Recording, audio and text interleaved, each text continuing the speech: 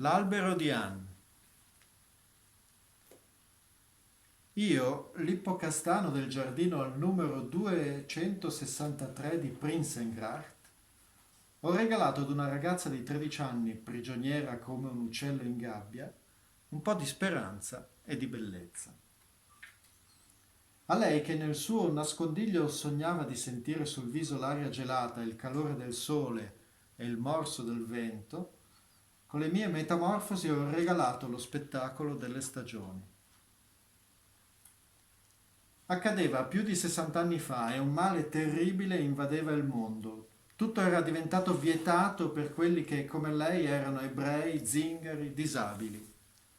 A partire dal 1940 era vietato avere una bicicletta, prendere l'autobus e il tram, correre prima delle 3 e dopo le 5, andare in piscina, giocare a tennis o a hockey, fare canottaggio, andare al cinema o a teatro, riposarsi nel proprio giardino dopo le 8 di sera, frequentare scuole che non fossero ebree, andare da parrucchieri che non fossero ebrei, uscire senza la stella gialla cucita sul vestito. Vietato, vietato, vietato. E poi un giorno vietato esistere. Fu allora che lei e alcuni amici della sua famiglia entrarono in clandestinità, nascondendosi nella soffitta della casa al numero 263 di Prinsengracht.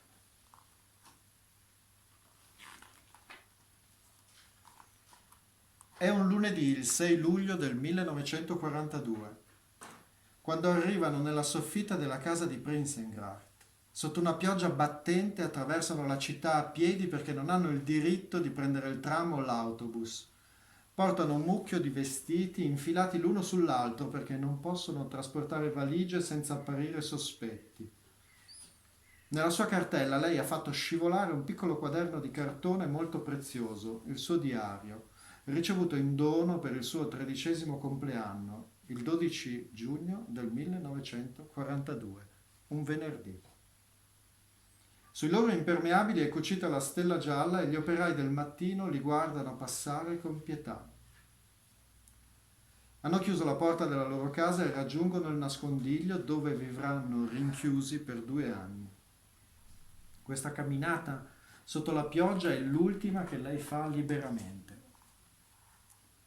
Mi ha forse notato sin dal primo giorno, affacciandosi al lucernario della soffitta? Io so solamente che da subito amò il suono della campana della chiesa di Westerkerk, che rintoccava ogni quarto d'ora e la rassicurava. Io allora indossavo il mio fogliame estivo fitto e animato da 1000 brusii.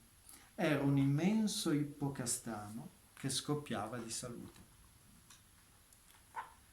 Cosa sognava quando insieme al suo amico Peter mi guardava dal piccolo lucernario della soffitta?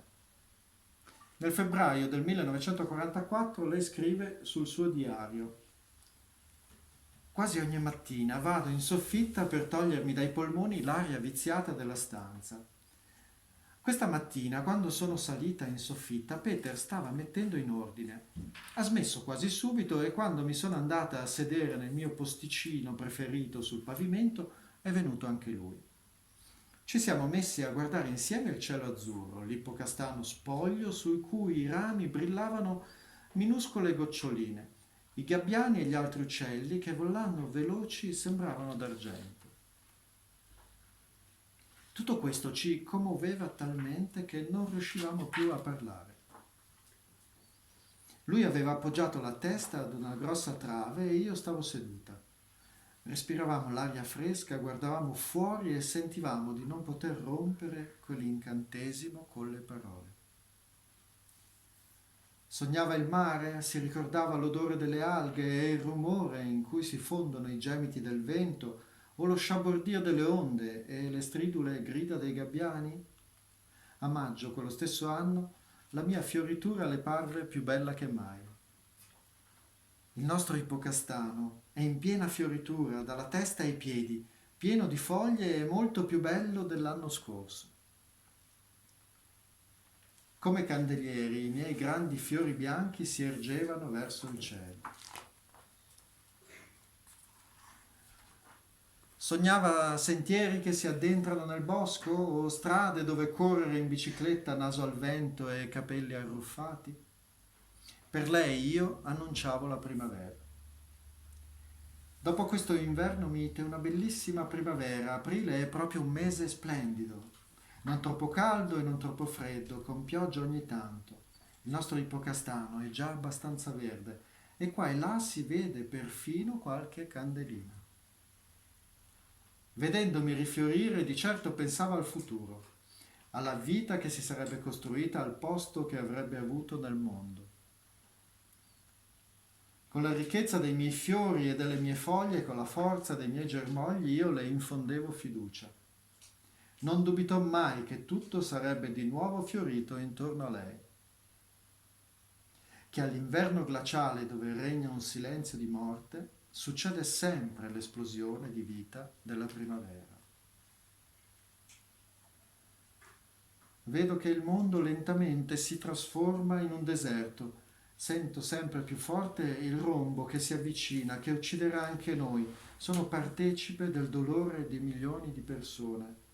Eppure quando guardo il cielo penso che tutto tornerà a volgersi al bene, che anche questa durezza spietata finirà e che nel mondo torneranno tranquillità e pace.